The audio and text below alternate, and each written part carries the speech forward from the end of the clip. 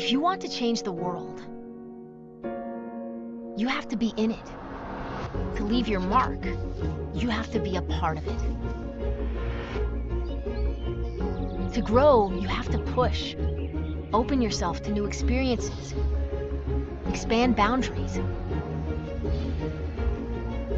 An entire community of services and support there for you as you challenge yourself. New knowledge, new skills. New challenges, new victories. Build the relationships that will help you rise and the friendships that will keep you grounded. Changing the world starts with you. At Algonquin College, the future you want is yours to make. Algonquin College, changing lives.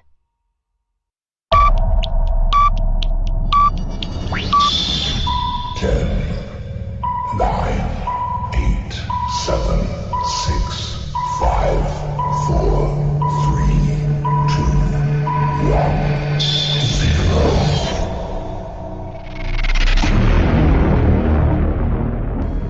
Добро пожаловать. خوش آمدید. خوش geldiniz. Bienvenido. Benvenuto. Bienvenue. 환영합니다.ยินดีต้อนรับค่ะ स्वागत. أهلا وسهلا. Mabuhay. Chào mừng. Herzlich willkommen.欢迎. chào mừng đến với Yokozo. Welcome to Algonquin College.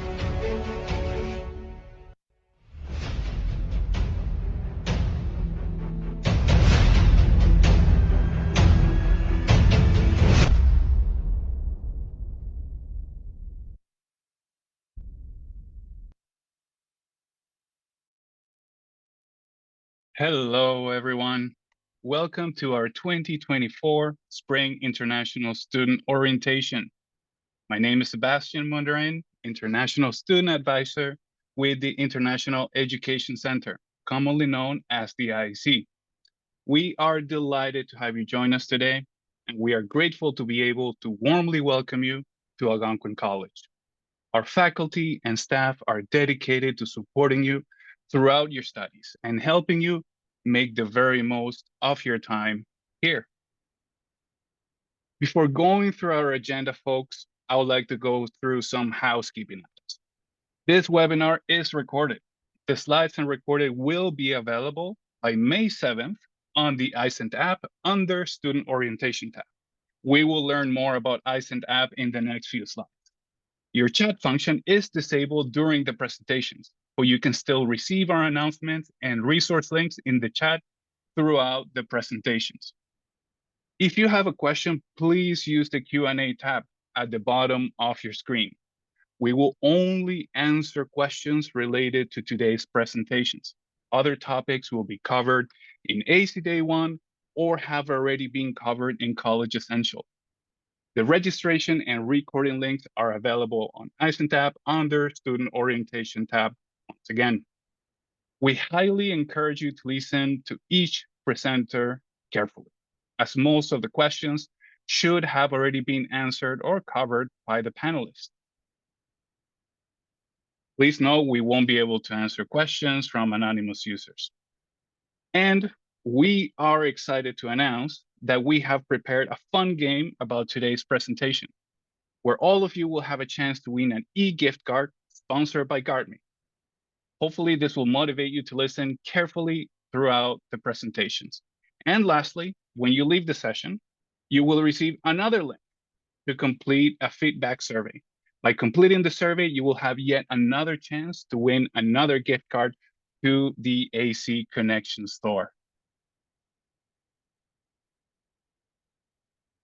First and foremost, folks, we would like to take a moment to acknowledge that Algonquin College is located on the unceded and unsurrendered territory of the Algonquin people. Traditionally known as Anishinaabe, Algonquin people are the original inhabitants of the wide swath of territory along the Ottawa River. In Algonquin culture, it is appropriate for guests to acknowledge the hospitality of their hosts when entering their territory. With this tradition in mind, Algonquin College respectfully thanks the Algonquin people for hosting us on their ancestral lands. If you are an Algonquin College international student studying at either of the two CDI college locations in Mississauga or North York, please note that this session is not designed for you, although thank you for coming though. Instead, please contact AC Student Services at cdicollege.ca for information about orientation, including arrival services, campus services, timetables, and information about the Greater Toronto area. You can visit the ACCDI website to learn more about all the support services available to you. Now, if you are an Algonquin College international student studying at the Pembroke campus, you have the option to attend either in person or this Friday to the Spring AC orientation. This interactive session will allow you to connect with program faculty and student services staff, gather information about housing, financial aid, as well as exploring the waterfront campus. You can visit the Pembroke Orientation website to register. You can contact the Pembroke folks. Once again, this AC Pembroke orientation is only for students that are attending the Pembroke campus. This orientation is scheduled for approximately 2 hours. We will start with a welcome introduction from the director of the International Education Center. We will then move on to a quick introduction video about iSend app and how it can be a very handy tool for you to navigate relevant information at Algonquin College. Afterwards, we will present important information sessions about immigration, academic integrity, health insurance, safety and security, important reminders, as well as exciting upcoming events. And of course, we have scheduled a 5-minute break in between. Lastly, but certainly not least, we do have an exciting trivia game at the end of this orientation in which you will have an opportunity to win a prize by testing your information retention skill. Coming up next, I would like to turn my microphone to Ernest Volvai, Director of the International Education Center, to say a few words to welcome our new international students, as well as to introduce the IC team. Over to you, Ernest. Thank you, Sebastian. I'm Ernest Mulvey. I am the Director of the International Education Center, and I would like to give you a warm welcome to Algonquin College on behalf of our President, Claude Brulé, and our Senior Vice President Academic, Chris Jensen.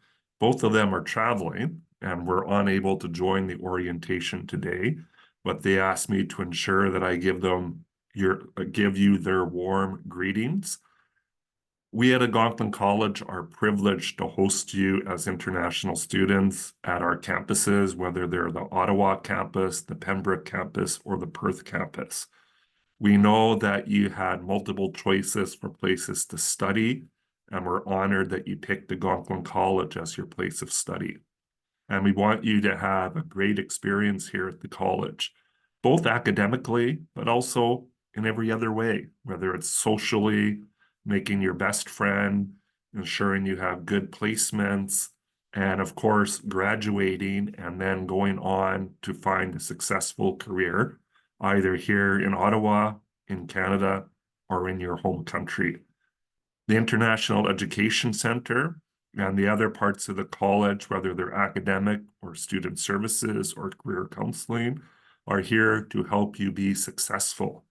We know that it's a big decision to leave your home country and to study at Algonquin College.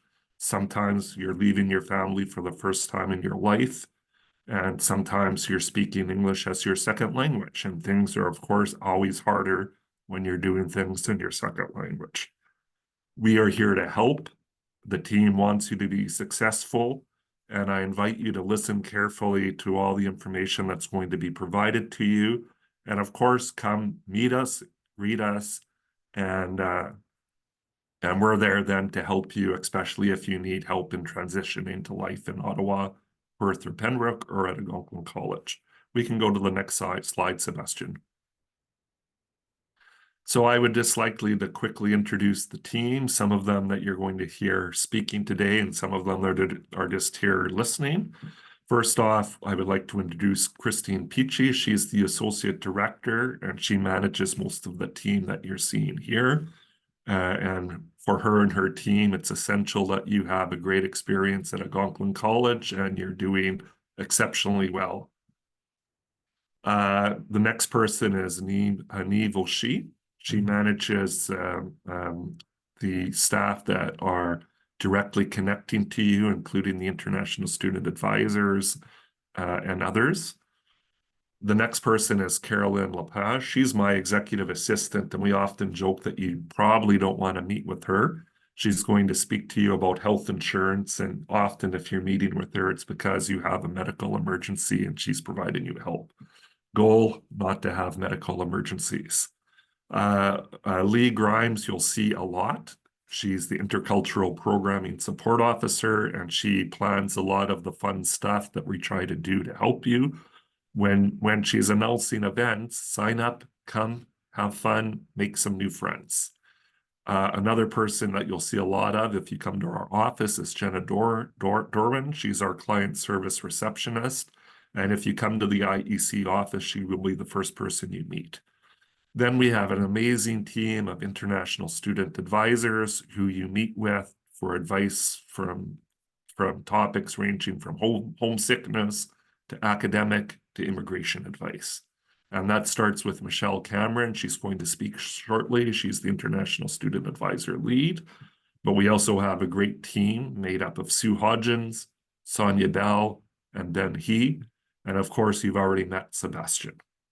So I think we're going to go to the next slide, and I'm handing back to, oh, I have one more slide, excuse me. And just to highlight once again some of the great things the International Education Center does. We provide arrival support and arrival services. If you're arriving in Ottawa, that includes airport pickup. We're going to talk about some of the settlement integration support and resources today. You're already joining the orientations.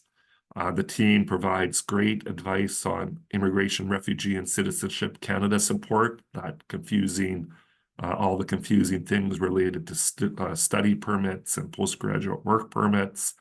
Our Garden Me Health Insurance, we will help you if you want to change your program or withdraw. We can connect you with some peer tutoring and international peer mentorship. Leah has the social and culture events, workshops, and clinics. There's paid and volunteer opportunities, and we'll tell you a little bit more about iSent shortly.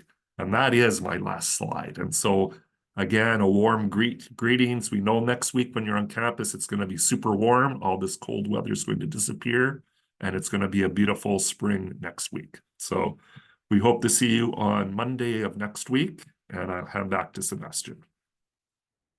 Thank you so much, Ernest, for introducing our team and welcoming our new international students. Coming up, I am delighted, folks, to introduce our wonderful guest speakers today. We have Brad Peck from Garden Me Insurance. We have Carrie Carty, Administrator of Academic Integrity Department. And we have Joanne Maralik from Security Services of Algonquin College. They will later present on important topics, as I mentioned, related to health insurance, academic integrity, as well as scams and fraud. So I am very excited to introduce and showcase our iSent apps specifically designed for Algonquin College international students. Let's take a look at how you can stay informed and navigate Algonquin College information easily, all accessible at your fingertips. Welcome to the iSent app. iSent is a free, one-stop shop designed to help Algonquin College international students access campus resources and services. In this video, we'll review key features of iSent to help you succeed at Algonquin College. Let's get started. First, you will need to download and register for the app. Download the app from a Canadian region or Google Play or App Store. Start by choosing Canada as your region and register with your preferred email. Then, choose Algonquin College as your institution and fill out your personal details. Now, you are all set to use iSent. Now that we're in the app, let's explore what iSent offers. You can access campus service information and resources via the landing page tabs. For example, use the IRCC Immigration Info tab to find key information about your study permit, work eligibility, and more. The most convenient way to book a virtual or in-person appointment with one of our international student advisors is by using this tab as well. Want to find out what's happening on campus? Check out Events and Workshops tab, which includes campus event calendars, so you'll never miss events that interest you. If you get tired of bookmarking different websites to access your frequently used web pages, then you will love the Self-Service Portals tab. This tab gathers Algonquin's most frequently used online portals in one place for student convenience.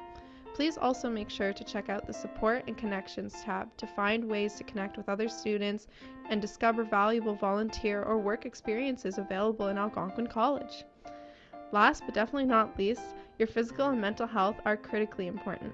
The Health and Wellness tab includes information on your health insurance plan, mental health supports, and the Center for Accessible Learning. Finally, let's look at an important feature for staying up to date on information. When there are updates, you will receive a push notification, and the bell button at the bottom of the screen will also indicate if you have any missed notifications. We also use this function to notify you when a new international student newsletter is available. It is very important to review the newsletters for information and reminders. This video only provides a short overview on how to navigate iCENT. We encourage you to explore the tabs and resources on this app to further ease your life and to help you be successful during your studies as an international student at Algonquin College. Folks, it is worth mentioning that this video was created by one of our interactive media design students, which speaks for the professional development opportunities that international students have during their studies at Algonquin. And please note that we're constantly improving and updating the app for easier information navigation. You may find minor differences in the menus and the options when using the app compared to the intro video that we just presented. Also, please review your phone system settings to ensure that push notifications are enabled from iCENT. This will allow you to receive our announcements as they're sent on real time.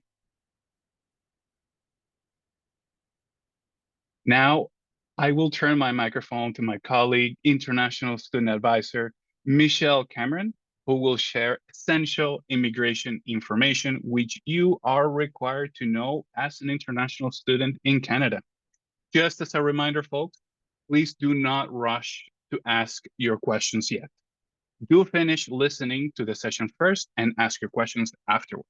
This way you don't miss critical, important information.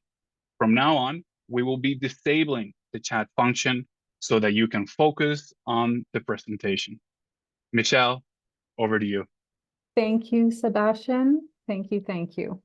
We'll go ahead with the next slide, please.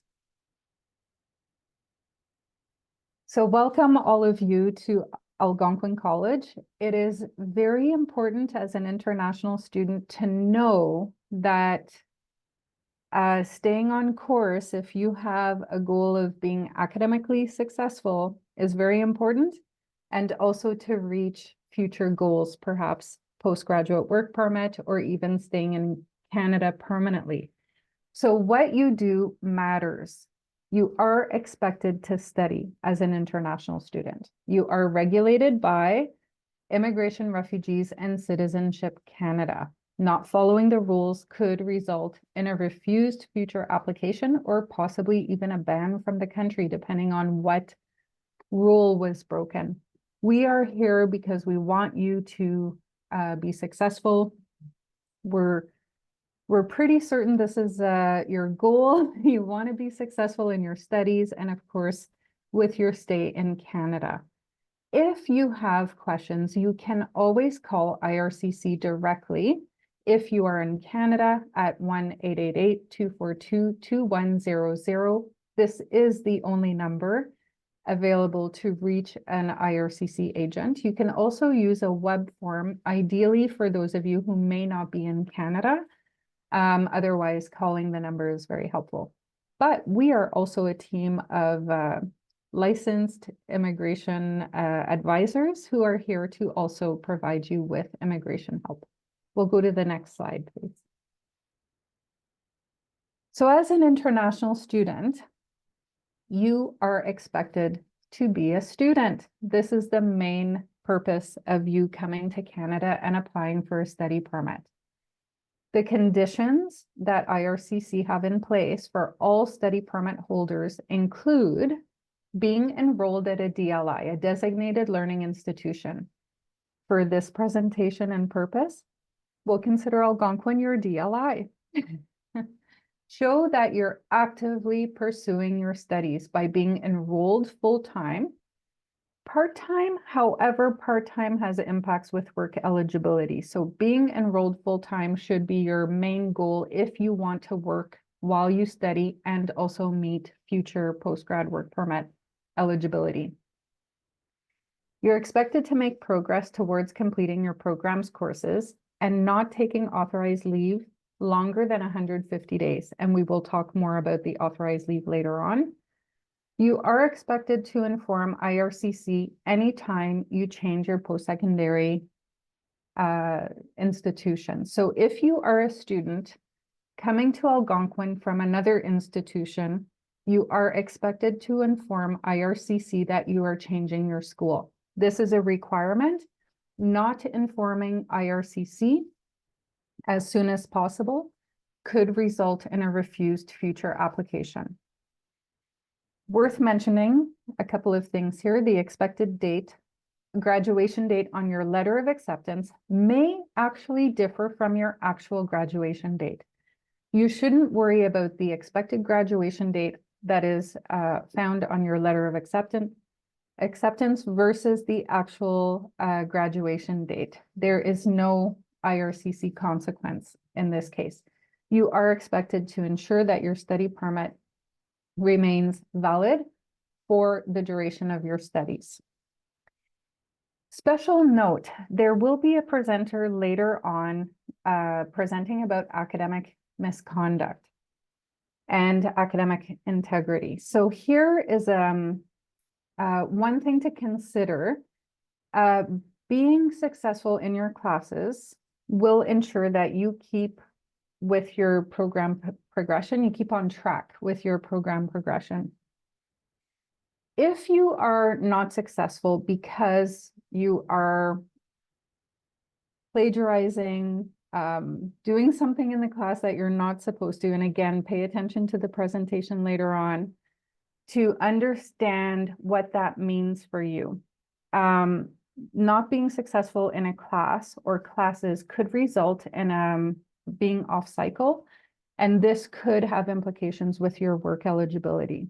So it's important that you pay attention to that presentation, ask questions in the classroom so that you understand fully what is expected of you all the time. We'll go to the next slide. Social insurance number. We do have clinics, I believe, on campus. I believe we had one yesterday. We'll have several others throughout the next few weeks.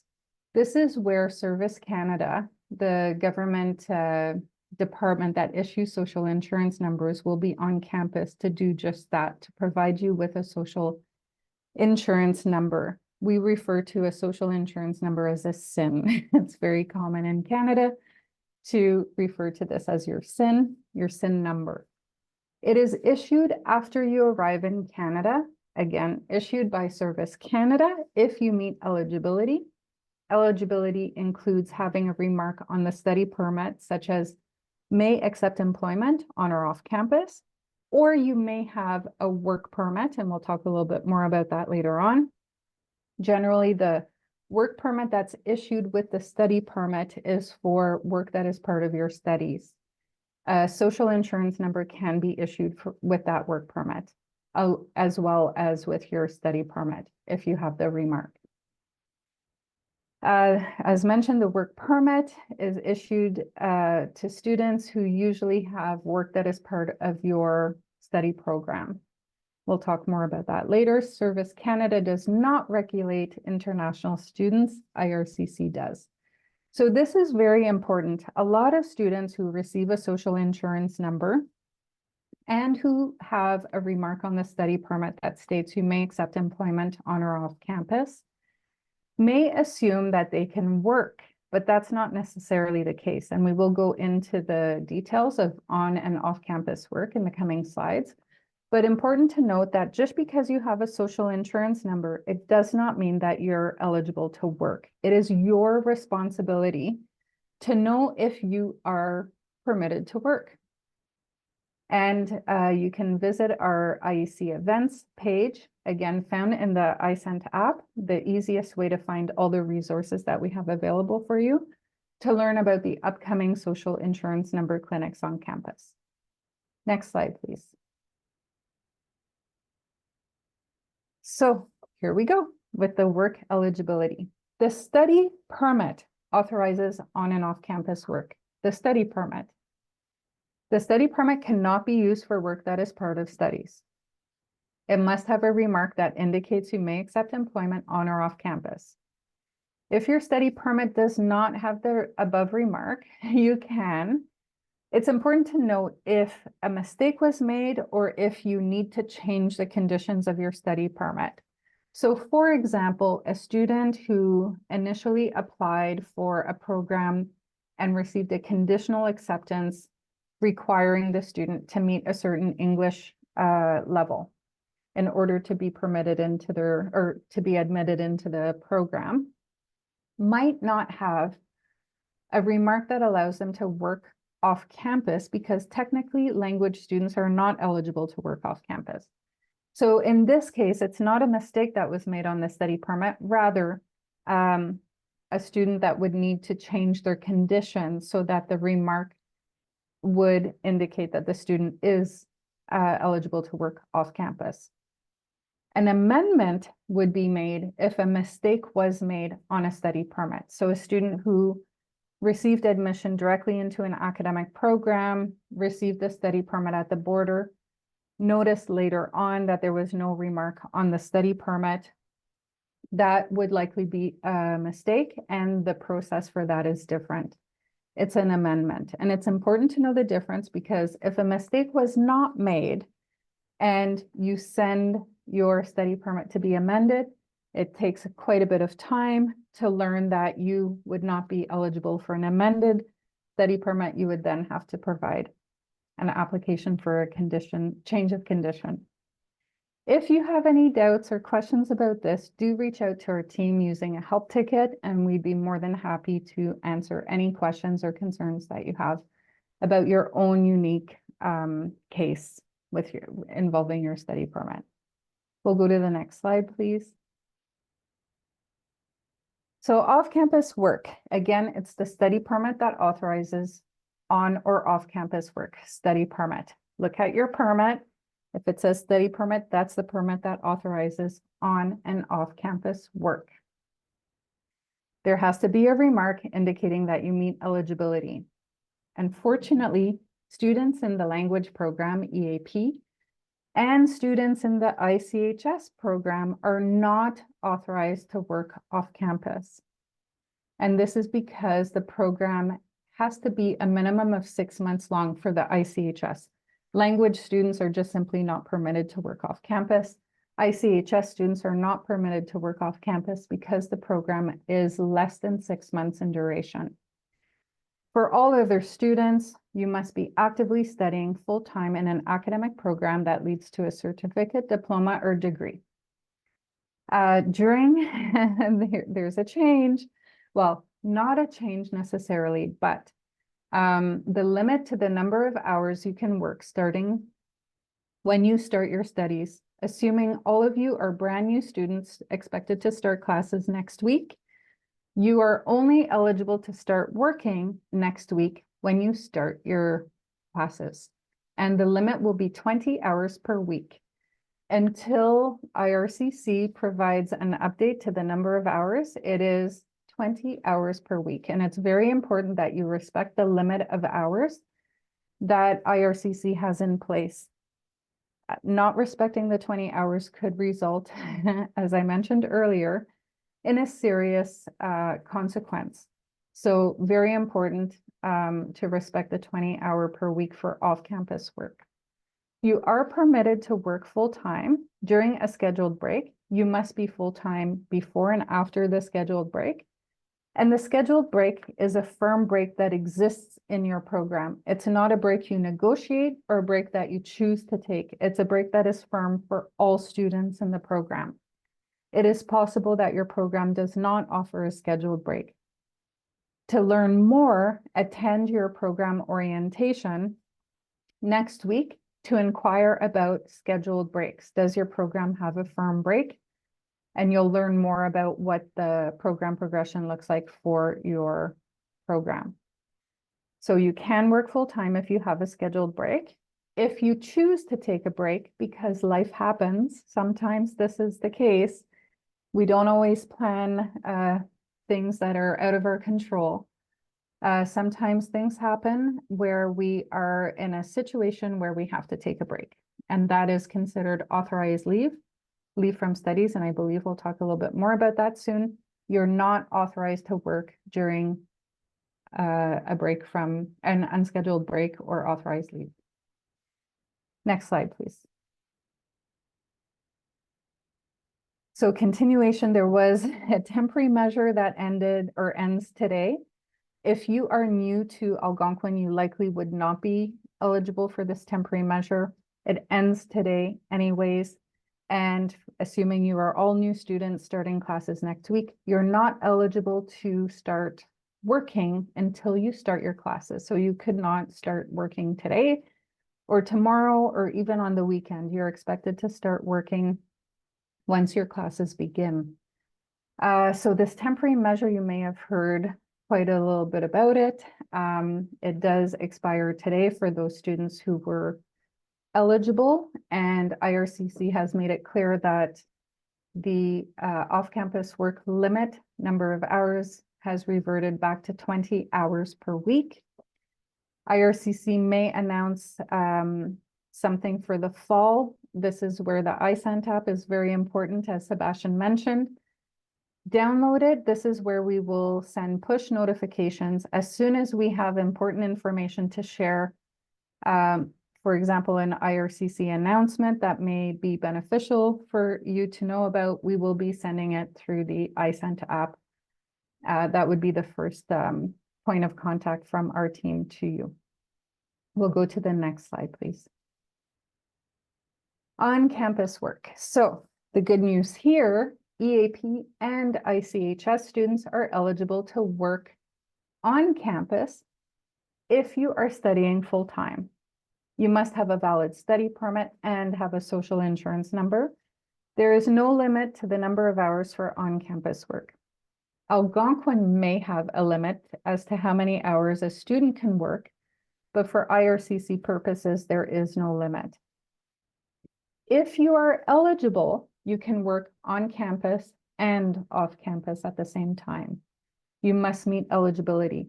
Again, this is your responsibility. You must be informed about when you can work, how many hours you're eligible to work, and we do have the tools and resources to help you with all of that.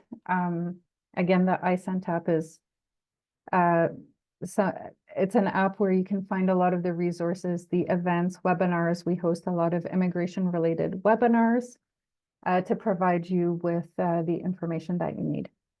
You must stop working on campus on the day you're no longer studying full-time.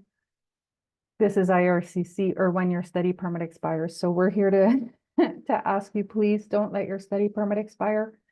Extend the study permit if you need to, at least 2 or 3 months before the expiry date.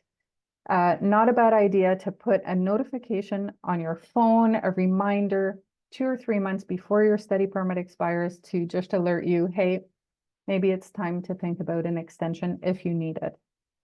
We'll go to the next slide, please. Oh, co-op internship work permit. We have a webinar coming up about this topic. So if you are left wondering, what was it that Michelle was talking about? Please attend the webinar. Co-op internship work permit. And there is a poll question, but I'll just quickly describe what it is. It is a work permit that you require to authorize you to complete any work that is part of your program of study, even if the work is unpaid, even if it's not co-op. Your letter of acceptance will indicate if you have a work requirement. If your letter of acceptance indicates this, then you must have this work permit to authorize the work. It is seen differently from the IRCC lens, if you have work that is part of your studies. This is different than the on and off campus work that we talked about where your study permit authorizes that work. So I think, Sebastian, we can ask the poll question if it is available. Absolutely. Excellent. So the poll question that you should see on your screen, have you received your co-op internship work permit at the port of entry when you entered Canada? Do you know if you received this work permit? The answers are yes, no, not sure, I've not yet arrived in Canada. Please answer the question. Answers are still pouring in. We will wait a few more seconds. And we have reached over 70% participation. I will go ahead and end the poll in 3, 2, 1. Okay. Should I share the results, Michelle? Sure. Do we have a drum roll? No way. Unfortunately, Yes, not. please do. I think it'll be very insightful for all of us. All right, 62% of you have received the co-op internship work permit, 17% have not, 8% not sure. Please attend the webinar that's coming up. In fact, all of you, if you have questions, and 13% have not yet arrived in Canada. Thank you so much for answering these questions, to all of you. Appreciate it.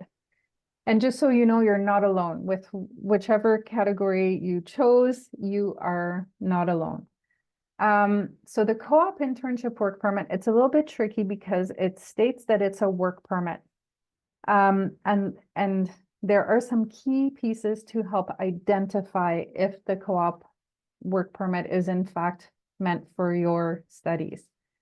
But before we go there, the reason why IRCC views this work differently is because they look at it as though the work that you're completing as part of your studies is considered career type work, where it competes with the Canadian labor market with jobs for Canadian citizens and permanent residents. And therefore, IRCC has a rule in place that requires students who have career type work that is part of their studies to be authorized to complete this work. Again, different than on and off campus work with your study permit. And the work that is part of your studies cannot form more than 50% of your studies. If you're in a one-year program and you have a co-op placement, for example, not every program is co-op. Some programs have co-op, some do not. But for example, if you're in a one-year program, so 2 levels and a co-op, one co-op is fine. It's not more than 50% of your entire studies. You would not be eligible to do another co-op, however. It has to remain at, it cannot be more than 50% of your studies. We'll go to the next slide, please. So again, yeah, the letter of acceptance is your indicator to learn if you have work that is part of your studies. Again, the study permit does not authorize work that is a requirement of your program. You need a co-op internship work permit. If you did not receive the co-op internship work permit, but you require it, look at your letter of acceptance, then attend the upcoming webinar so you can learn more about this work permit, but also how to apply for it and the importance to apply as soon as possible. Again, the need for the co-op internship work permit does not mean that your program is a co-op program. Programs that have co-op are found on the Algonquin College Co-op, our programs website. A lot of programs have a work requirement, but are not considered co-op. This could include unpaid, paid work, field placement, perhaps a work placement. There could be volunteer opportunities. A work permit in many cases is required, even for volunteer. You could be completing a class project for a client. This would also be considered work, and therefore this work permit would be required. It cannot be used for work that is, the co-op internship work permit cannot be used for work that is not a requirement of your program. So only the study permit can authorize on or off-campus work. This work permit only authorizes work that is part of studies. And to learn if the work permit is in fact a co-op internship work permit, it should have Algonquin College as the employer or a remark that states that the work cannot form more than 50% of studies. We'll go to the next slide. Please. Thank you. Scheduled versus unscheduled breaks. I did mention this earlier. So a scheduled break for IRCC purposes is a firm break that is part of your program of study. One example of this would be every semester you have a midterm break. There's a midterm break. Be familiar with your academic calendar, which is found on Algonquin College's website, and I believe you have quick access in Brightspace. You'll learn more about the tools and resources when you attend your program orientation next week. And if you're not sure, just ask. You'll learn a lot of helpful tips from fellow students, particularly your faculty. But knowing your academic calendar, the start and end dates for the semester or for your midterm breaks is helpful as an international student because it will help you learn when you are eligible to work or not. So for example, that 1 week midterm break offered every semester, if you're eligible to work full-time during that break. So that is an example of a scheduled break. And some programs have a firm break that is naturally part of the program of study. Other programs do not. Learn more at your program orientation. A break that is not scheduled is supported by IRCC for up to 150 days, and we refer to that as authorized leave. It is technically an unscheduled break. You may not work during this leave. The leave of studies should be approved by your academic department if you need to take a leave and it is not a scheduled break. Again, not more than 150 days. If it's more than 150 days, it could impact a future postgrad work permit. You would not be eligible if you take a leave for more than 150 days. You do need to explain any leave that you take from your study. So even though a leave is supported for up to 150 days, you are required to get approval and provide that explanation with a future postgraduate work permit. Do attend our webinars to learn more. We have a lot of drop-in IRCC Q&As. You can drop in. This is a lot of information to take in. So we do have a lot of opportunities for you to ask questions outside of this international student orientation. So again, how do I know if my program has a scheduled break? Check in with your program orientation next week. Your program coordinator should be able to confirm and verify your program progression and to confirm if you have a scheduled break or not. Next slide, please. Postgraduate work permits. So for a lot of you, you are likely wanting to be successful in your studies. That should be hopefully one of your main goals. And by being successful in your studies and staying on track, you will be eligible for a post-graduation work permit. This work permit is available once in a lifetime. You cannot apply for it more than once. So when you do decide to apply for it, it's very important that this is a firm decision on your part that you're going to apply for it. You must complete a program at a DLI, so Algonquin College. The program must be a minimum of 8 months in duration. And just very quickly, many of you are in a 1-year program that is completed in an 8-month duration. So if you're wondering if you're eligible for a 1-year postgrad work permit, if your program is a 1-year program based on your program website, do check your program website to learn the length of your program. You'll be eligible for a 1 year. Yes, learn more about your program by visiting the program webpage. You must have maintained full-time student status. So this goes back to the study permit conditions we looked at earlier on. You have to have maintained full-time student status during each academic session of the program of study in order to be eligible for this postgrad work permit. There are exceptions. One, as mentioned, you can take an unscheduled break for no more than 150 days. And you are permitted to be part-time, but only in your final academic session. You must have been full-time in every other session in order to meet eligibility for post-graduation work permit. You must include a transcript and a letter of completion from your Access account, and the letter of completion will only be activated once you have graduated from your program, and this usually takes a few weeks after you complete your final exams. If you take a one-year program, you're eligible for a one-year postgrad work permit. If you take a 2, 3, or 4-year program, you're eligible for a 3-year post-graduation work permit. And if you take 2 one-year programs, you're eligible for a 3-year postgrad work permit. Important to note, you must maintain all eligibility in order to be eligible for these for the post-graduation work permit.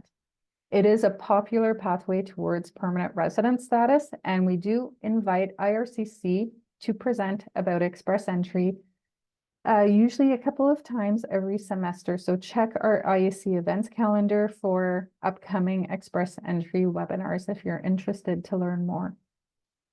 And I think that's it for me. We'll go to the next slide, and that's it. Thank you. Best of luck, everyone. Sebastian? Thank you. Thank you, Michelle. Thank you, Michelle, for the very insightful presentation. If you have any immigration-related questions, folks, please consult our IRCC resources. Likewise, you may book an appointment with one of our international student advisors, which can be done directly through our iCENT app under the IRCC Immigration Info tab or under the Contact the IEC tab. We also run IRCC workshops regularly throughout the term, as Michelle mentioned, on various topics of interest. You can find all of our scheduled workshops on our IEC events calendar under the Events and Workshops tab of our iCENT app. Lastly, you may contact us directly through the Ask the IEC help ticket for more personalized IRCC-related questions and answers. And folks, I've been informed that we have some questions in the chat. Please hold on to your questions until the end of the session. You will have a chance to ask more questions and have a dedicated time in order to receive a response for them.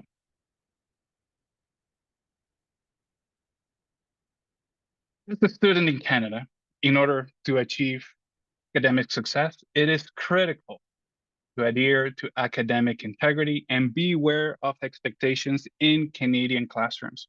As Michelle mentioned, it has an immigration impact. Let's welcome Carrie Carty, the Administrator of Academic Integrity, as she will walk us through what you should know about this very important responsibility of yours. Over to you, Carrie.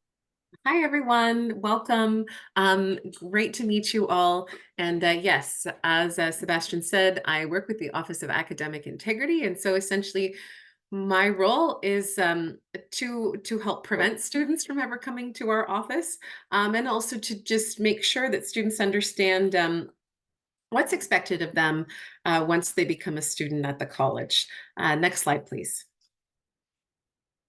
Our goal is to really preserve the value of your diploma or certificate.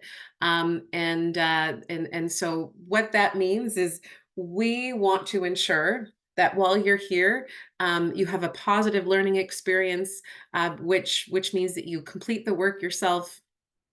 And which also means that when there is work that is meant to be done independently and on your own, that you complete it on your own so that you can really demonstrate to your teachers that you are prepared, that you're prepared to graduate essentially. And so we always like to remind students that it's really everyone's responsibility to be aware of the academic integrity policy at Algonquin College.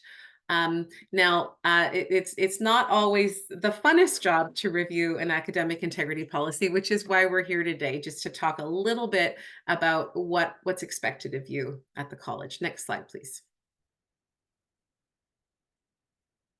Okay, so integrity really, again, is about being honest about the work that you do, which means to the best of your ability, you're the one who's responsible for writing assignments in your own words or for creating design or artwork when that's being asked of you, and not copying from someone else, whether that's a classmate, whether that's another friend that's helping you, or perhaps a former graduate of a program. It also means not copying the work of another professional off the internet, and really trying to take on the task of learning these skills yourself. And so that's really what academic integrity is about. We have a few categories here. I don't want to get into all the details, but I do want to explain a few of the common reasons that we meet with students. So just to let you know, if one of your teachers ever has a concern about the integrity or honesty of your work, they are obliged to speak with you about it. Okay, so you may receive a notification from a teacher if they have a concern that the work you have submitted is not entirely your own or was not entirely created on your own. And if after meeting with the teacher, your professor, if they still have some concerns, then you may receive an email asking that you meet with our office. Students that are asked to meet with our office have an opportunity to share their perspectives to help us understand what has occurred. Okay, and we're also there to help support you and make sure that if you had some misunderstandings about the expectations at the college, that we can help clear that up. One of the most common reasons we meet with students is because perhaps they've copied and pasted information that was not their own, and they've submitted work as their own that they didn't work on entirely on their own. Okay, so copying and pasting work, not giving credit to where they got the work from, not putting the work of someone else in their own words, that is considered plagiarism. Again, your professors want to make sure that you understand what you are meant to be learning. And so they do prioritize seeing work that's completed in your own words over it being perfect. Okay, so I'm going to repeat that one more time. We prioritize originality over perfection. We'd much rather see that you've had a hand in creating and submitting any assignment versus it being perfect, from a grammatical point of view. Okay, so please remember that.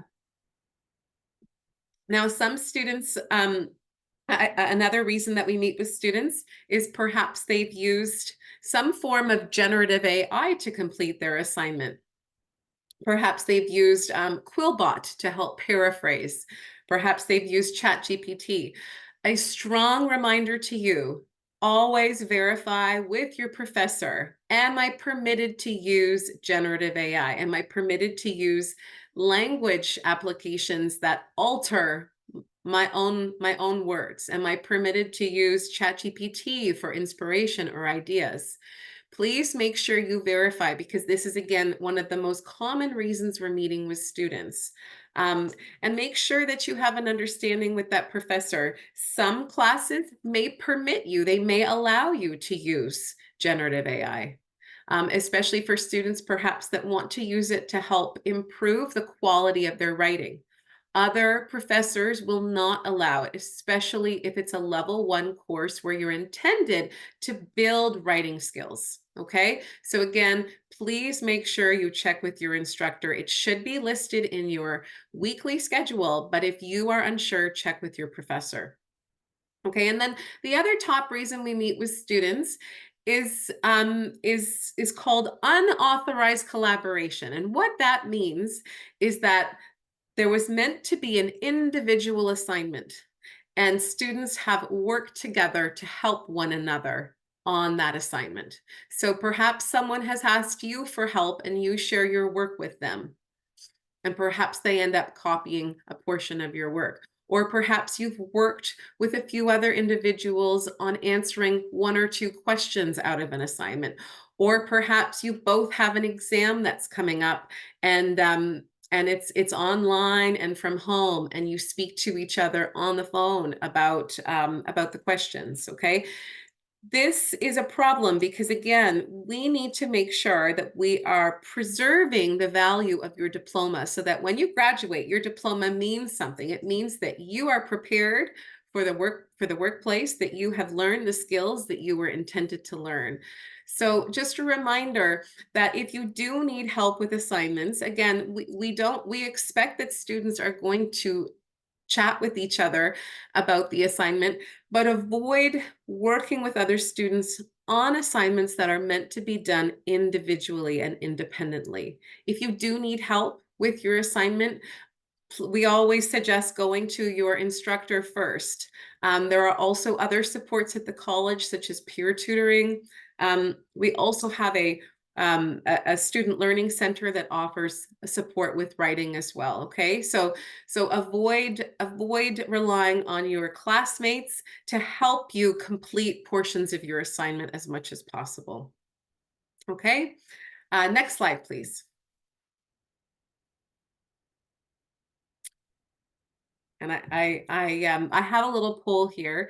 I realize I did not perhaps discuss every form of academic integrity, but we'll come to the first question here, and I would love your input. We'll do this together. Okay, what type of academic misconduct do you think is most common? Our choices are plagiarism, which means to copy someone else's work and not give them credit for it. Unauthorized collaboration, which is to work with other students on what is meant to be an independent assignment. Misrepresentation, which again is essentially presenting someone else's perhaps references in your work that you didn't actually research yourself. And cheating, and we all are probably familiar with what cheating is, and that is getting an advantage on an assessment that other students in your class don't have. So take a moment and take a vote.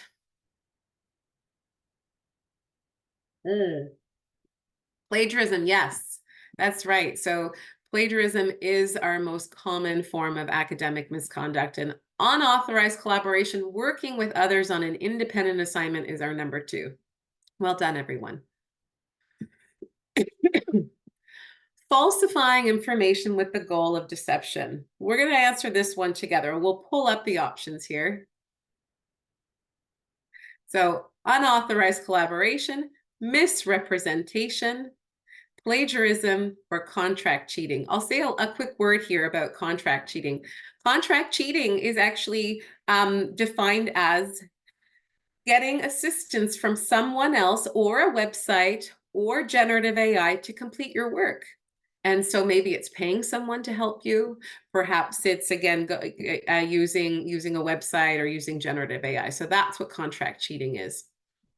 And falsifying information is known as misrepresentation. We see this most commonly when students submit perhaps an essay, and we notice that their references don't quite lead anywhere, and they're called dead references. So they're claiming to have done research, but they didn't complete it themselves. ChatGPT did, or some other website or source. And I can see that most of you put misrepresentation, so that's great. Thank you. Go to the next. Right. Using another individual's work and presenting it as your own without properly citing it or giving credit to where you got it from is known as unauthorized collaboration, misrepresentation, plagiarism, or contract cheating.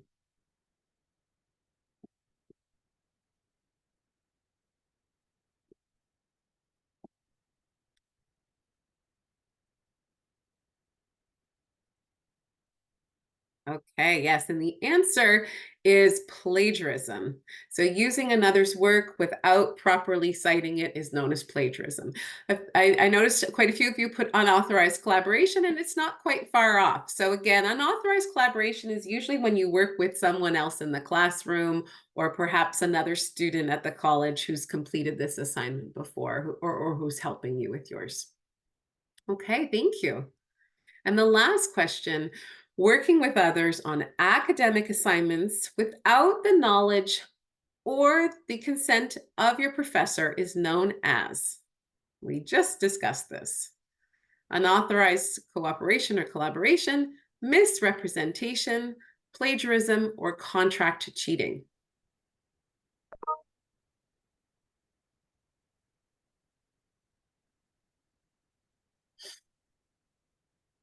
Unauthorized collaboration, that's correct. Yes, well done, everyone. So a quick note, we can move to the next slide, please. Thanks. A quick note to say that we do understand when students, come to our office that there may be more going on than meets the eye. Okay, so we are ultimately here to support you, but we're also here to ensure that you have a successful experience and that you gain the skills that you need in order to be successful in your chosen career.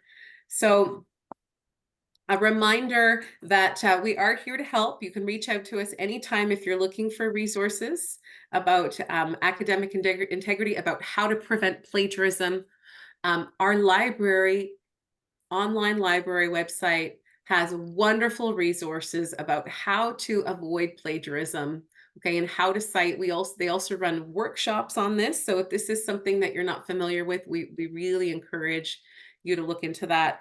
And I always get questions about this, so I'll just address it quickly. What happens to students who do come to our office? So again, we do ensure it's a fair process. Sometimes the professor may get it wrong, and we're here to support students through that process as well.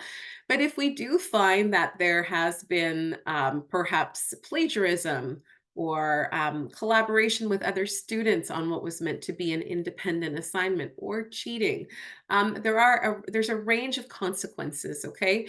And we certainly don't want to scare students, but we do want to make sure that students are aware of what could occur. And so the most common result for the first time that we meet with students is a grade of 0 that's assigned to the assignment in question. I know I sometimes meet with students who believe that they were going to be kicked out of the college because of plagiarism, and so I want to assure you that that is not something that we do over a first-time plagiarism case. Expulsions from the college or program suspensions from the college, they're the result of perhaps repeated incidences with our office. Okay, so that's for a student who's come multiple times and doesn't seem to be demonstrating that they're learning from their past behavior, or from very or perhaps from behaviors that are what we consider quite serious in nature. So and those usually involve cheating on final exams. But again, we don't typically jump to a very severe sanction unless it's warranted. Okay, so we have a link to the website here and our email, and we're located in the A building. So if you do find yourself there and you're looking for some support, we're on the 2nd floor. I do wish you all the very best with your studies. Thank you for having me here today. Thank you so much, Carrie. Thank you so much for the information, your presentation. It's quite useful for all students. And folks, as Carrie mentioned, if you have any further questions about academic integrity, please feel free to reach out anytime to the Academic Integrity Office to learn more.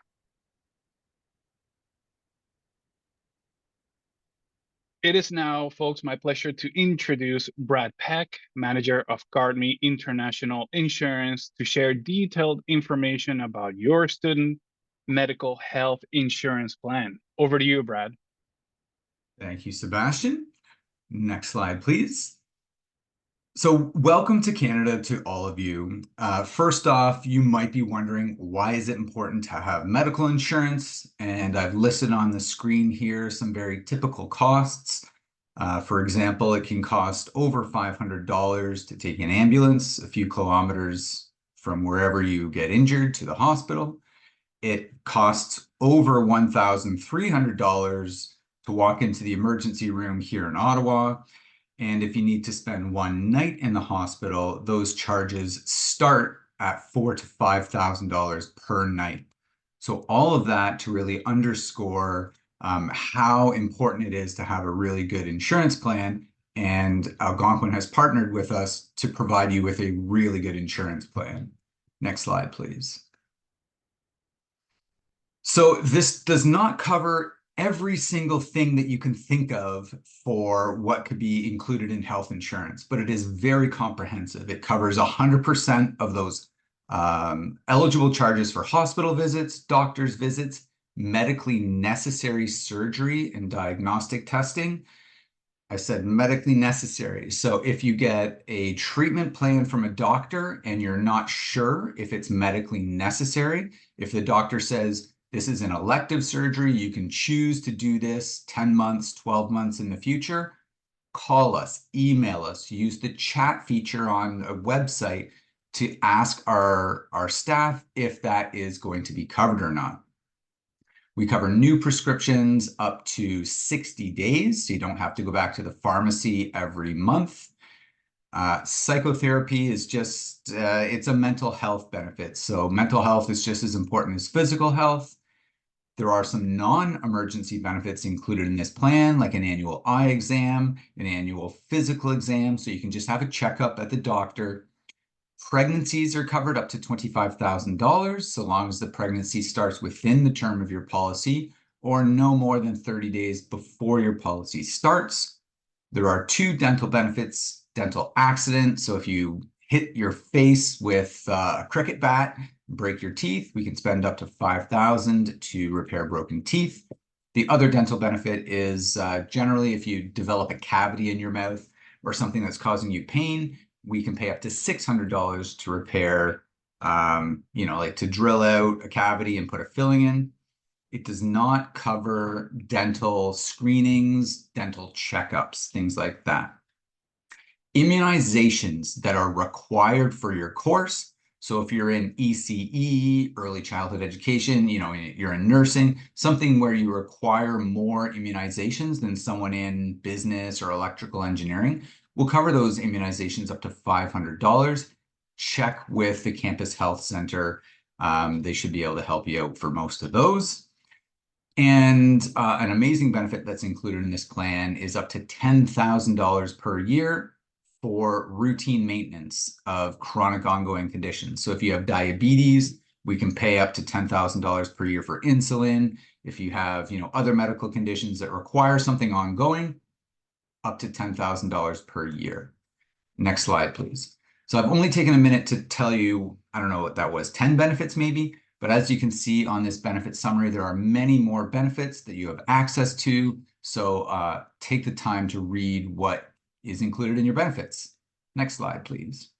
It is just as important to know the exclusions, the things that are not covered. So I mentioned those elective surgeries are not going to be covered. If you have questions about something specifically, reach out to our customer care team. They're there 24/7 to answer questions for you. Non-prescription medication, contraceptives, so the birth control pill, or over-the-counter drugs like Tylenol, Advil, aspirin, cold and flu medication, Claritin, allergy pills, things like that you can buy without a prescription, they're not included in your plan. This plan covers you anywhere in the world except your home country. So if you travel down to New York for the weekend, you don't have to buy additional travel insurance. This is a $5 million plan that covers you there as well. There's a limit of 30-day trips to the US. And one other one that I do want to flag is that claims resulting from drug or alcohol use. So if you've had 10 beers, you fall over and break your arm, we're not going to pay for an ambulance to the hospital. We're not going to pay for any surgery to repair your arm. So it's important that you know that, consuming any of that is at your own risk. Next slide, please. It's a lot of information. We don't expect you to remember all of it, but here is the resource where you can bookmark, add this to your favorites so that you can access this whenever you need to dive into that information. I don't think you can see my pointer, my mouse on the screen here, but my account is where you can log in to find your policy information. Under current students, you can just, thank you, you can just find the policy documents under current students as well. If you're adding your dependents, husband, wife, partner, children, you can add this same insurance plan for them by clicking on Add Dependents. And I'll talk about Mobile Doctor and Find a Canadian Clinic in a minute as well. So those are other good resources. Next slide, please. The iSend app has an integration with our health insurance information. So if you click on the Health and Wellness tab, you can authorize the sharing of information between iSend and our database. Next slide, please. I know I'm going quickly. We're a little bit behind, so I'll just try to cover all of this material rather quickly here. For minor medical conditions, the best way for you to access medical care is through a great program that we have called Mobile Doctor. You can download an app on your phone, have a medical consultation with a Canadian doctor with an average wait time of 5 minutes, any time of day. You would need to register for this first. So there's a link on the GardMe/Algonquin website, or there's a direct URL, www.gard.me/mobile doctor. Once you get your policy number, I'll talk about that in a second. Once you get your policy number, then you can register for that. So probably by the end of this week, you should be able to do that. If the doctor during that consultation feels you need a prescription, it can be sent digitally to the nearest pharmacy. So if you're at the Woodruff campus, there's a Rexall right across the road. There's Shoppers Drug Marts all around the city. Or you can request next business day delivery if you, don't want to go to a pharmacy immediately and get it. Next slide, please. So that is a great resource for you if you have a non-life-threatening medical condition. Otherwise, you can go to pharmacies, have consultations with the pharmacists. So here in Ontario, pharmacists are licensed to write prescriptions for the conditions that are listed on the screen here. They'll have a little consultation area where you can meet with the pharmacist, tell them your symptoms, show them a rash on your arm, and you can get your prescription, or they can recommend something off of the shelf, which wouldn't be covered by your insurance plan, but is something that is inexpensive and can, treat your condition, and you can be on your way. Next slide, please. So then if it's a little bit more serious than that, and you want to see a doctor or a nurse, there's a great health center at the entrance to the C building, the Dare building, and you can book appointments there to see a doctor or a nurse. There are clinics across the city, the on-campus clinic, and there are around 20 different clinics around the city that will bill us directly. You don't have to use just those clinics. You can use any one you want. If there's one next to your building and that one doesn't bill us, you can choose to go there, pay them, keep your receipt, and submit it as a claim to get your money back. However, if you use our clinic network, it'll save you time and money that you can just go there and they'll bill us directly for your minor medical conditions. Next slide, please. The hospitals that are located across the city should be reserved for those major illnesses and injuries. Like I said, they're very expensive. The wait times will often be many hours. A friend of mine went to the hospital here in Ottawa a few weeks ago and waited for 15 hours to see a doctor. Personally, I've never waited for less than 6 hours. Everyone uses the same facilities. We don't have private hospitals in Canada, well, here in Ontario. So, if you have a medical emergency, like a broken bone, trouble breathing, you've got a bad cut that needs stitches, sutures, then you're just going to have to be aware that you're going to be waiting for a few hours at the hospital at least. Next slide, please. You can call 911 and request an ambulance to take you to the hospital as well. Just FYI.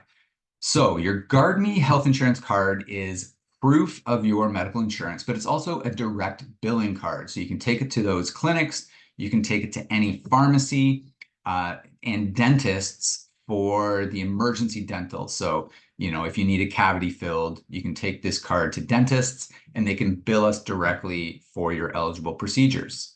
Next slide, please. So tomorrow, Carolyn will be submitting the insurance information.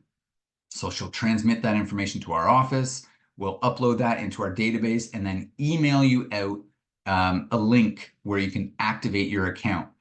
All of your insurance will be active as of tomorrow. It may take a couple of days to send you that email, but you should receive an email from us by the end of, this is what, Tuesday? By the end of the week, yeah. So once you've activated the account, you can click there. There's a kind of little arrow there near the bottom of the screen. Thank you, Sebastian, to download that health card. So do that as soon as you get that email, please. Next slide, please. So you don't have to call us before going to the hospital, before going to a doctor for those routine, everyday sort of things. Please call us before being admitted to the hospital. So that means if you need to spend a night there, because like I said, the charges are going to be $4,000 to $5,000 per day. And we want the hospital not to ask you for the money. We want them to charge us directly. We want them to give you an invoice and let you go home. You submit the invoice to us and we'll pay the hospital directly. Also call us before expensive diagnostic tests like an MRI or CT scan. Next slide, please. I'll go quickly through this. If you need to get your money back for a medical expense that you've paid, log into your My account, submit the claim online. It's an HTML form, so it walks you through step by step what to submit. If you miss something, it gives you an error message. Otherwise, you can print your healthcare access card and mail that to us. It's slower and it costs you money to mail things, so do it online. It's free and fast. Either way, we can reimburse you with a claims reimbursement card. It's a prepaid debit MasterCard if you do not have a Canadian bank account. Otherwise, direct deposit Canadian bank account, international wire transfer. If you're about to leave Canada, go back to your home country, we can send a wire or request a check. It takes us 5 days to process claims. Next slide, please. We're here 24/7. So if you have any questions about what's included in your plan, what's not included, if a treatment plan is going to be covered, reach out to us. We're here to support you. Bookmark www.gard.me/Algonquin so that all of the information is readily available when you need it. Next slide, please. So thanks very much for your time, and hopefully you stay happy and healthy and safe. Thank you so much for the presentation, Brad. Very useful and timely information as well. Folks, you can log in your GuardMe account to view your policy details, as well as to seek support on Mobile Doctor, found on our iSend app under the Health and Wellness tab. If you have any questions that cannot be answered through the information on iSend tab or through GuardMe customer representatives, you can email iecinsurance@algonquincollege.com. We know, folks, you have been busy digesting all this new information from these presentations so far. So let's take a 5-minute break, stretch, relax, ask questions related to the first presentations in the Q&A function below your screen, and we will see you back for more important information sessions and a trivia game for a chance to win a prize. See you soon, folks. I'm Wen Yang. I'm an international student from China. I've been in Canada since 2013.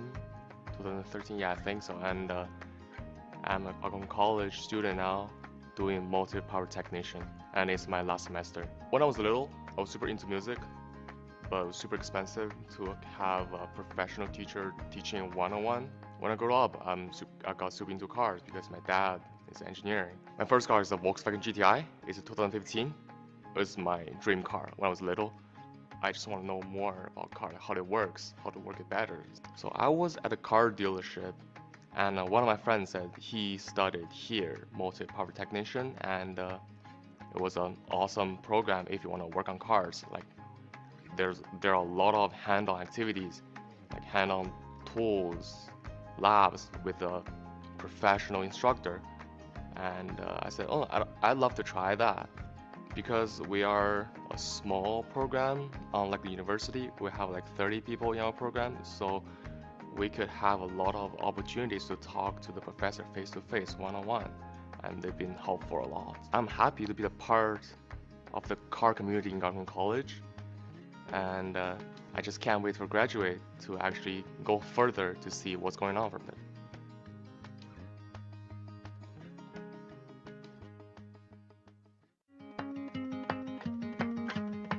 Hi, I'm Ana Maria Baracaldo. I'm from Colombia and I came here in August last year. I think I'm a very calm, patient person. I like just to go on walks in the morning. I enjoy my time alone. I am also very athletic. I played soccer for like 9 years, so I'm really passionate about soccer. My biggest plan when I was in high school was to study abroad. Just how Canada works, the like lifestyle you can get here. That was like the main goal for me, to have like a steady, calm, really beautiful place to live. I thought about studying architecture, and Algonquin College had like a really good architectural program. The program was really what I was looking for.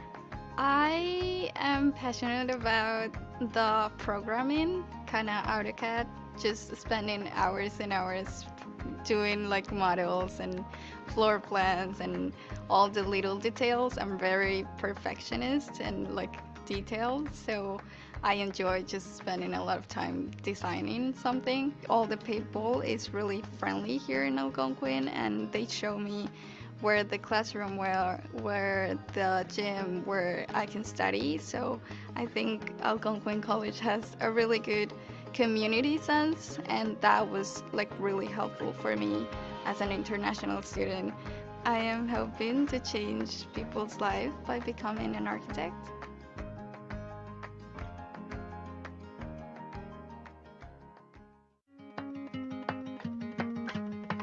Hi, my name is Haneta. I took the program Human Services Foundations at Algonquin College. I picked the Human Services because I found during my course of my previous profession that I did have a passion for helping people. I would feel very unfulfilled in my life if I don't help people. I cannot stand to see people who really need help not get the help that they need. I didn't want to be in a big city. I don't like the big city life, and I also don't like the really small town life as well. So I did a research and I found that Algonquin College was the only college in Ottawa offering the Human Services Foundations course, which would really help me understand what it takes to be in the human services, so I went for it. Algonquin is a really big school, but we're a very small community, and anybody can help you. Literally just walk up to the first person you see and you will get any help you're looking for in the whole school. So in as much as you might have a little bit of anxiety because you're fresh to the country or fresh to school, it's really nothing. All you have to do is just walk up to the next person you see and say, please, I need help with whatever, and you will get any help, any and every help that the school can offer you. I am excited for what's to come next. I am excited to be in the human services profession. I am excited that I graduated from Algonquin. I am excited that I got to meet every single professor and everybody who could help me. I am excited that I made the right decision to move to Canada.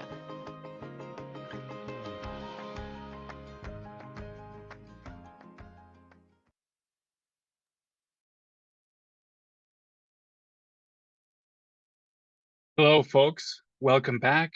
I hope that was a good break and you had a chance to stretch, to relax, maybe grab another cup of coffee. But it is now my pleasure to introduce Joanne Merlick, sexual assault investigator from Security Services, who will share some important safety practices for all students to keep in mind. Welcome, Joanne. Thank you. Hello, everyone. I'll be briefing, reviewing Algonquin College Security Services, who we are and what we do, and also the mobile app, scams and frauds, and how to protect yourself, and the sexual assault, sexual violence policy, discrimination, and how Algonquin College addresses this issue. Next, please. Next, please. So Security Services is here, available 24/7, 365 days a year. And this is our phone number. You can reach us at any time, and you can dial 5000 for emergencies. We also have the email, and we are located at the Ottawa campus, Building A, room 149. And also, I think we've talked about it earlier, but there's also the AC Algonquin College mobile safety app that you can find on Google Play or the App Store, but you also can find it on the student resources at the iCent. Next, please. And this is a quick look at the mobile safety app. You have the emergency procedures, the sexual assault resources, general information, campus maps. I'm still referring to it, and how to report a tip as well. Next, please. When you do download the app, we just have to make sure that you have the right campus selected. So we have an Ottawa campus, which is here on Woodruff. We have a Perth campus and a Pembroke campus. Next, please. Now we will start by talking about what is a fraud or a scam. I think we may have a video for this one, do we? We have phishing scams. Phishing scams. So as we know, fraud or a scam, fraud is a serious crime and violation of the law. Scams come in various forms. There's a couple of text messages on the slide right now. If you see any of these, like a Walmart shopper that you've made a purchase and now you have $1,000 gift card and you have to go to this website, or the next one as well, about a package, please disregard these text messages. These are most probable scams. They may also ask you to donate to charity as well, which doesn't exist. If you think it may be, or if you have any questions at all, please call security and we will help you go through whatever you've received and help you decipher if it is a scam or not. Next, please. Phishing. And now we have a video about what is phishing.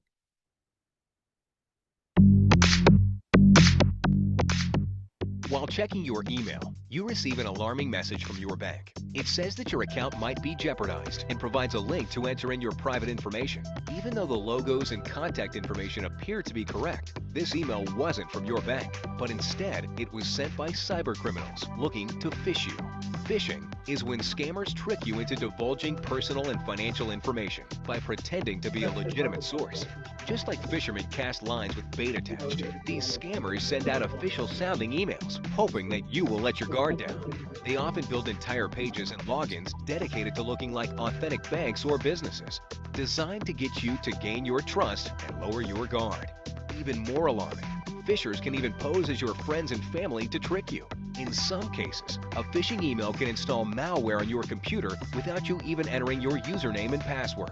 Regardless of how they obtain it, once cybercriminals have your login information, they can change your passwords, steal your money, and even your identity. There are many ways to identify a possible phishing email. No legitimate bank, government agency, or business would send you an email requesting that you re-enter your private information. Misspellings, poor grammar, and typos are also good indicators of a phishing email. If you receive a phishing email, the best thing to do is just ignore it and mark it as spam. You can also use anti-spam filters as a way to avoid these emails entirely. You should always be on guard when opening up unknown emails. And make sure you have the latest internet security and email protection software on your computer to avoid phishing scams entirely.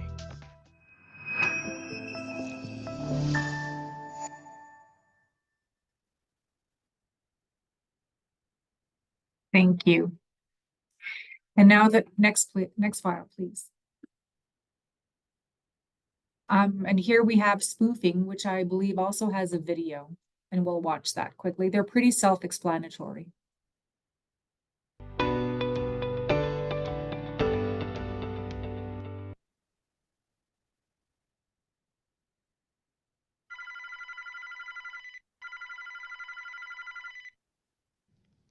It's known as spoofing when scammers mask phone numbers in your caller ID display so an incoming call looks like it's from a familiar number. Spoofers often use your area code, so a call may seem like it's from a neighbor, a local company, or even a government agency. They can get you at hello, even if no one's on the line. Sometimes scammers use spoofed robocalls to see if your line is live so they can target you later. Or you may be prompted to push a button on your phone to hear an important message. Don't do it. It may result in fraudulent charges. You may hear a recording or a live operator or some combination following a scam script designed to confuse you. The caller may already know a lot about you and may try to use that to fool you into giving them more. Keep your guard up. If a caller starts asking you for your PIN or a password to a bank account, or if you feel pressured or bullied, hang up. If you want to call back, use a customer service number you can validate on a bill, an account statement, or an official website. Bottom line, if you don't recognize the number, don't answer. And if you do, don't hang on, hang up. Learn more at fcc.gov/spoofing. Thank you. Again, I think it's important that if you have any concerns, if you're wondering if it is legitimate or not, always call security and we will help you and guide you through whether it is or not. Just note that Algonquin College will never telephone you or demand immediate payment. And also we would never threaten you with deportation. Next slide, please. So here you have scams and tuition. So there's been several cases of companies advertising that they can offer cheaper tuition fees at Algonquin. The company or person often claim that they work for Algonquin College, which is a scam, and fees can only be paid to Algonquin directly. So real cases have been a person believing to or leading to believe that they work for Algonquin, advertising cheap tuition via the internet. Several students paid a lot of money to this person. The person stole the money, and now the student is in debt with the college and has lost money with this person. So if you're not sure, please ask the IEC or the registrar's office to confirm that you are working with a legitimate person. Next slide, please. Also, how to protect yourself. So it's important to have the antivirus software, keeping your computer updated, using multi-factor authentication, using different passwords for different sites. You all probably know all this. Do not provide any personal details unless you're sure of the website and it's a genuine website.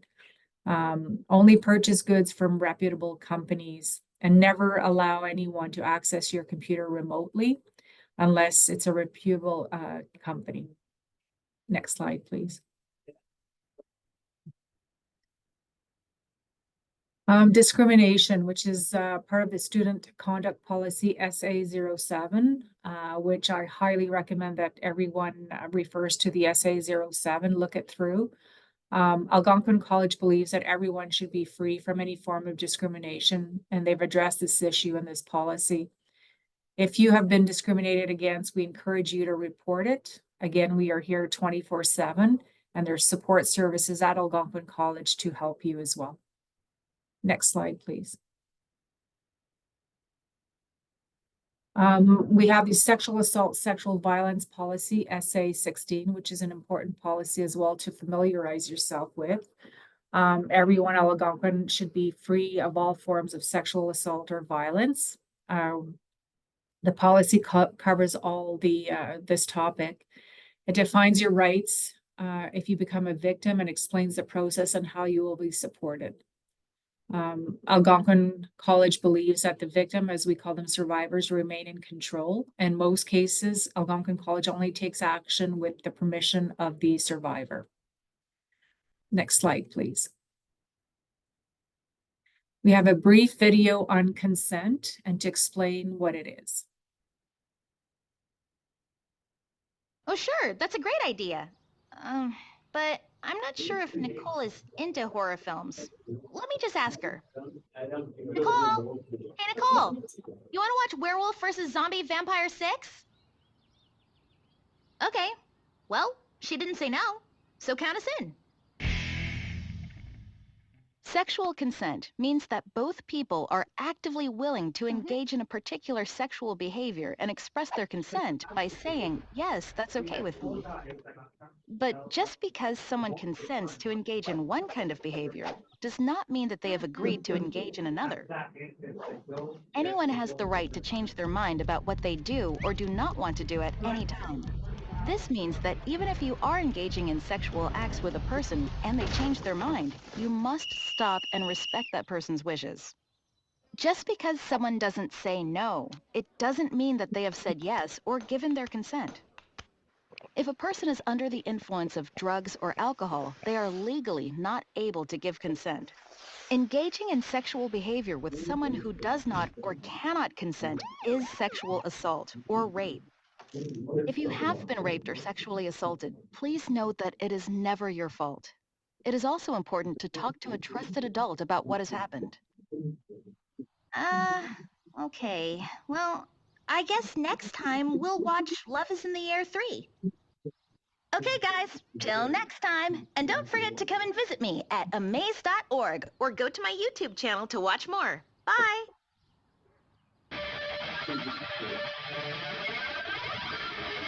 Next slide, please. Thank you. So the important part of consent is making sure that if you're initiating any sexual activity, that it's your responsibility to get clear and concise consent for all activities. A person is incapable of giving consent if the person is asleep, unconscious, or otherwise unable to communicate. Which also includes incapacitated by drugs or alcohol. You cannot threaten or coerce a person.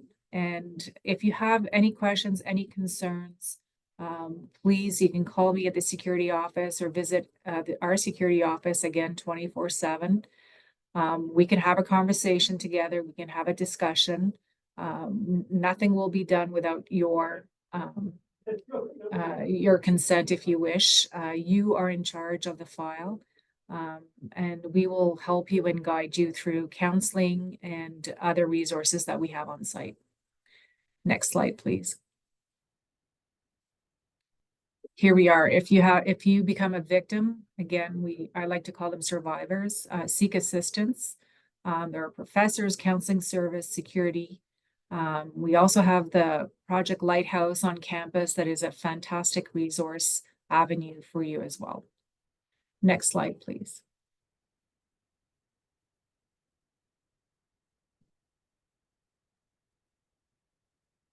Webcams have become a very useful tool for people to stay in touch with friends and family, but unfortunately, they can also become a tool for scammers and blackmailers to target people. Let's watch this video.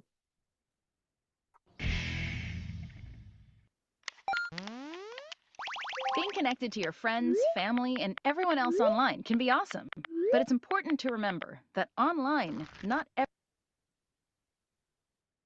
everyone is who they say they are, and nothing we do online is really private, including private chats and messages, the information in apps, social media, and even video games. One online threat is sextortion, when someone online blackmails or threatens to share sexual images to get you to do something you don't want to do, like send photos or money. The blackmailer's demands often include sending money with an app, taking naked or sexual pictures or photos, or other illegal activities. The blackmailer could be, or be pretending to be, any gender and any age. Often, they will send friend requests to many people in the same community to appear to be known by many people. Some warning signs that a message might be sextortion are: the person says things like, "I'll show you mine if you show me yours." The person pretends to be from a modeling agency and requests pictures. The person wants to quickly develop a romantic relationship. Or they use multiple fake identities to contact you. If you or a friend are experiencing sextortion, it's important to follow a few steps to protect yourself. Stop responding to the messages immediately. This is the best way to end the interaction. Talk to a trusted adult and let them know you received a threatening message, and together, make a plan of action just in case the photos or information do get shared online. Report the harassment to the authorities and make a report to the app that you received the messages on. Some important don'ts. Don't delete images or messages. These can be used as evidence by the authorities in the future. Don't pay money to the blackmailers, as they will likely continue to ask for more. The most important thing to remember about sextortion is that the blackmailer is to blame, not you. What they are doing is a crime. It is not your fault. You are not alone, and there is support to help you through this difficult situation.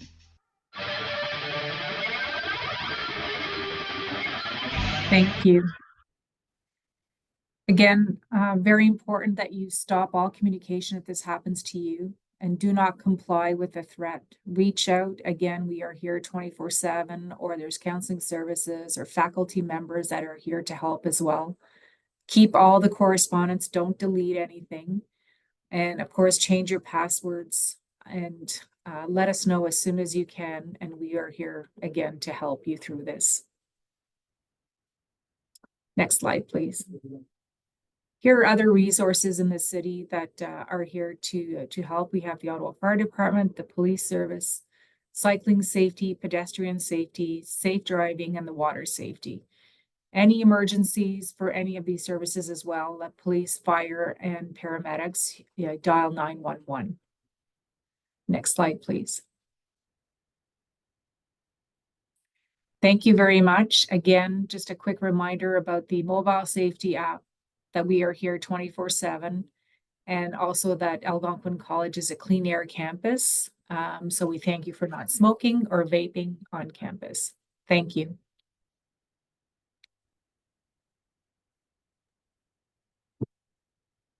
Thank you, Joanne, for the very informative session. These tips and resources are very important for everyone to remember and to practice. If you're interested, folks, in learning more about how to protect yourself from scams and fraud, the IEC works together with the CRA, short for Canada Revenue Agency, to deliver regular workshops on this topic. Please visit our IEC calendar to register for these events. In addition, folks, to Joanne's safety presentation, we would like to share some very important spring and summer safety tips. We are delighted that you will get to experience spring, summer in Canada. And if you're swimming in open water, be mindful that it is very different from swimming in a pool, as distances can be deceiving. And you also have to mind obstacles such as waves, currents, and undertow. Always check the weather conditions before going out into any open bodies of water. Make sure you wear a life jacket if you're going to go fishing or boating, and make sure you avoid alcohol around water, as your judgment and reflexes may become compromised. As an international student, you may face challenges in transitioning to a new culture, new learning environment, and being away from home for the first time for many of you. It is critical to take care of your mental health so that you can succeed in and out of the classroom. There may be some stigma for international students to reach out for support, but please note, seeking mental health resources and support services does not impact your immigration status or ongoing applications, nor have they any academic implications whatsoever. Whether you access counseling services or not, whatever you discuss in that session is confidential. If you're ever feeling stressed, overwhelmed, or you just wish to speak to someone, the staff and faculty at Algonquin College are here to support you every step of the way. So please, folks, don't hesitate to reach out to all the mental health supports available to you. Another important and mandatory reminder, folks, is to follow these 2 steps to help us ensure we can contact you or your trusted family members in the case of an emergency. The first step is to update your local address. This is simply done by logging into your Access account, finding the profile tab on your left-hand navigation bar, then clicking Edit My Profile. The second step is to update your emergency contact, and that can be done on your AC360 account. You can reach it directly through your web browser or through the iSend app, as you can see here on the screenshot. Now, to contact our team, students are encouraged to use the Ask the IEC help ticket on the current student's contact page, which is very similar to the Registrar's Office help ticket system. On the IEC website, you will also see a chatbot for answers to frequently asked questions. We suggest that you try the chatbot first to see if you can find an answer to your question. So let's watch a short video on how to create a help ticket so that you can communicate with the IEC. Here's how current international students can submit a question and create a help ticket with the International Education Center. Begin by visiting the AC360 platform or by selecting Submit a Help Ticket from the IEC Contact Us website. Log in with your Algonquin College network credentials. These are the same details you used for your Algonquin email and Brightspace access. If you do not have these, please use the IEC Contact Us page to be directed to a member of the team who can assist you. Once logged in, select the Ask the International Education Center tab to submit your question. On the Create a Case page, select an appropriate topic as well as a category. The subject line will be populated automatically. Ensure you submit your request with a brief explanation in the description box. Under the Attach Files section, you can upload any relevant documents that meet the listed file specifications, such as IRCC correspondence or emails. Once the entries are complete, click Submit Case. Verify that you received confirmation that your case was submitted. You will soon receive an email from the International Education Center to your Algonquin email account confirming that your case has been submitted. To view the status of your open case, find the My Cases tab on your homepage. Here, you can find your case number and the status of the request. Please note, you will receive a response to your question directly in your Algonquin email account. Should you have another question, please submit another case on the Home tab. And that's it. We look forward to responding to your question soon. Folks, this video is also posted on the current student's contact page in case you need to review it before wanting to submit that help ticket.